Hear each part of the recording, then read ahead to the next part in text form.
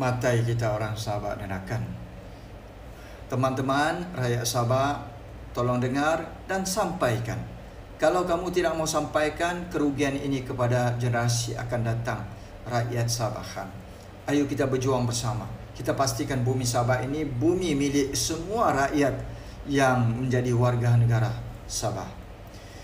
YB Tuan Syarifuddin Hatta, Wakil Rakyat Adun Marotai, bertanya di dalam Dewan Undangan Negeri pertanyaan-pertanyaan ini dan telah dijawab oleh Yang Amat Berhormat Datuk Seri Panglima Haji Nur, Ketua Menteri Sabah.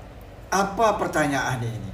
Pertanyaan dan jawapan ini yang telah diberikan oleh Haji G dalam soalan bertulis, jawapan bertulis. Baik.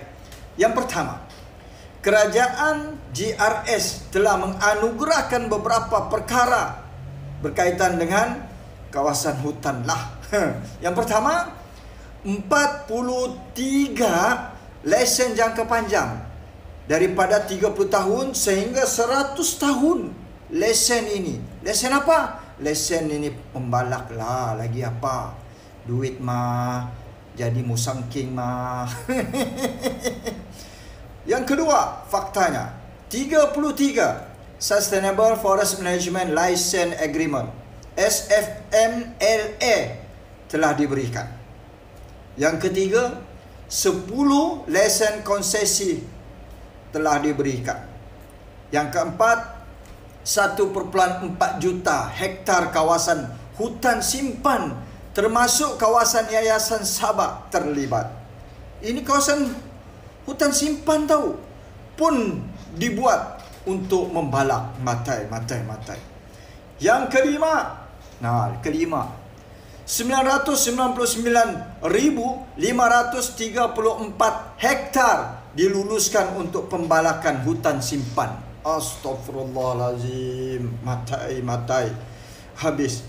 Yang keenam, faktanya 43.136,31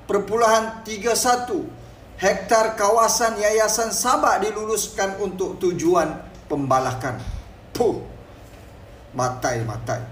Yang ketujuh, 32.295 lesen pembalakan di tanah milik kerajaan negeri diberikan dalam tempoh jangka pendek, iaitu 2023 sampai 2024.